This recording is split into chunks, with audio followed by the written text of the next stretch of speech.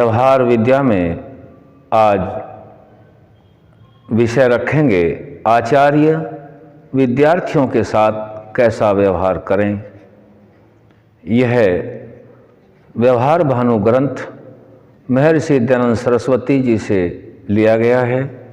अब आगे प्रश्न है, आचार्य विद्यार्थियों के साथ कैसे वर्तें, अर्थात आचार्यों का व्यवहार विद्यार्थियों के प्रति कैसा होना चाहिए। उत्तर है, जिस प्रकार से विद्यार्थी विद्वान, सुशील, निराभिमान, सत्यवादी, धर्मात्मा, आस्तिक, निरालस्य, उद्योगी, परोपकारी, वीर, धीर, गंभीर, पवित्र आचरण, शांति युक्त, दमनशील, जितेंद्रिय, ऋजु, प्रसन्न वदन होकर माता, पिता, आचार्य, अतिथि, बंधु, मित्र, राजा, प्रजा आदि के प्रियकारी हों। जब किसी से बातचीत करें तब जो उसके मुख से अक्षर, पद, वाक्य निकलें उनको शांत होकर सुन के प्रत्युत्तर देवें।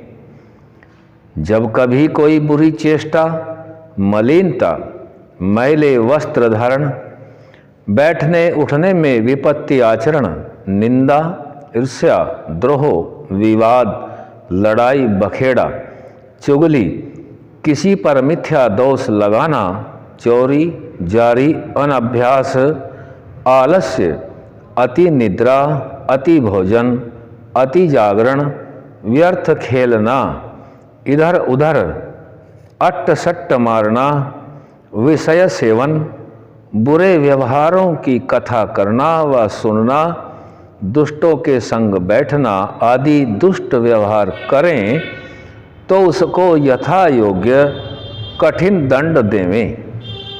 यहाँ आचार्य विद्यार्थियों को उत्तम बनाने के निर्देश से यह शिक्षा दी गई है कि जैसे कोई भी विद्यार्थी सुशील हो, निरभिमानी हो, सत्यवादी हो, उद्योगी बने, गंभीर हो, पवित्र आचरण करे, उत्तम चरित्र हो, इस सब के लिए ऐसा विचार रखें कि हमारी बातें सब विद्यार्थी ध्यान से सुने और उनके अंदर से बुरी चेष्टा, मलिनता, मैले कुचैले वस्त्र रखना, उठने बैठने में विपरीत आचरण करना, किसी की निंदा, द्रोह, ईर्ष्या, आलस्य, अति निद्रा, अति भोजन, ये सब छोड़ देवें।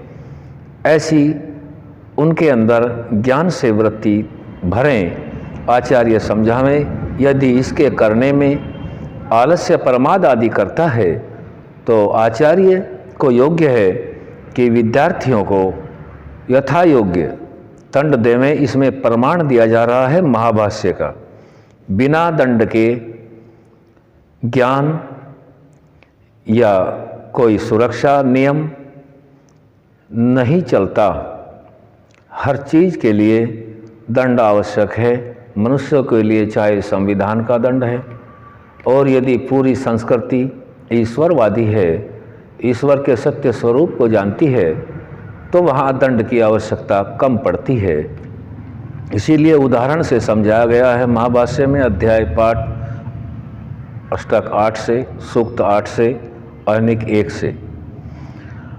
सामृतै पाणि विरनन्ति गुरवो न विषयोक्षितै लालना श्रेणो दोषास्ताड़नो श्रेणो गुणः।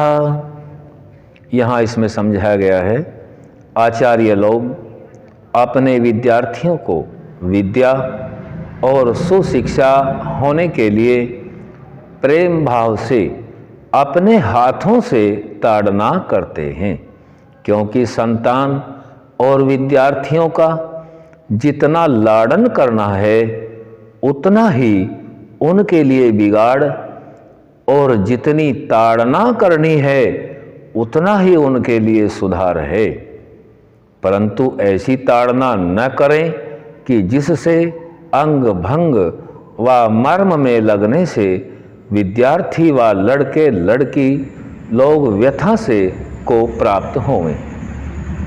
इसमें समझाया गया है महाभाष्य के इस श्लोक से कि आचार्य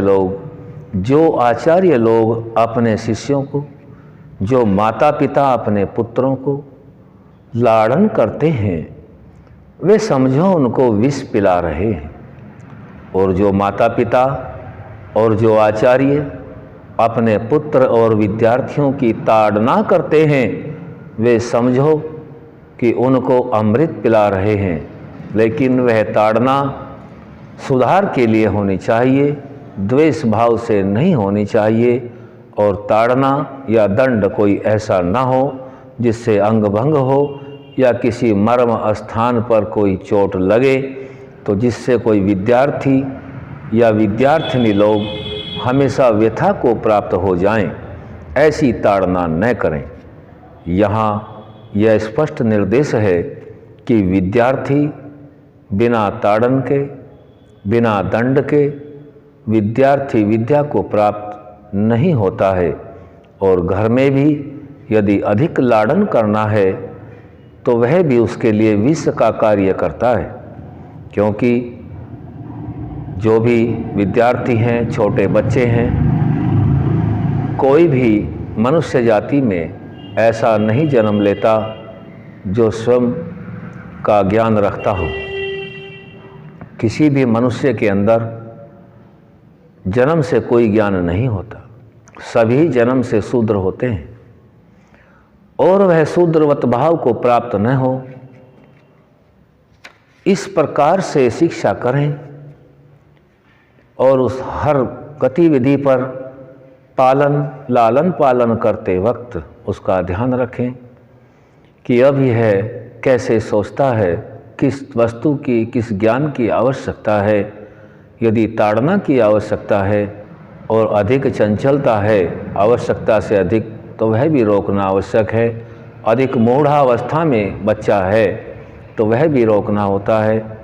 हमें सत्व गुण की ओर बढ़ा करके उसके अंदर सत्व गुण बढ़ाना है, और तभी हमारा परिवार और राष्ट्र उन्नत होगा जब हम सभी माता पिता और आचार्य आदि सभी अपने शिष्यों को, संतानों को सुशिक्षा करें और भ्रमजाल में फंसने से पहले ही उनको ऐसी शिक्षा कर दें कि वो किसी पाखंडी आदि के बहकावे में न आवे और स्वयं का निर्णय ले सके।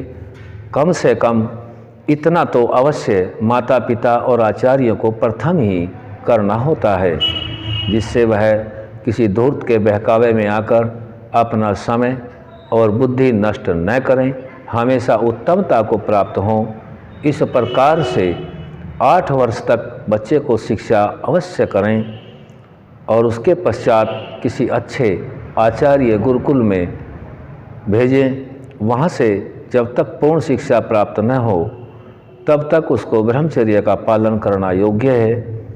और विद्यार्थी भी अपने माता पिता और आचार्य से यदि ताड़ना करते हैं तो वह उनके हित में होती है, ऐसी भावना रखें और उससे प्रसन्न रहें, यह उनके लाभ में होता है। आज यह विषय आचार्य और विद्यार्थियों के विषय में व्यवहार भानु ग्रंथ से लिया गया है।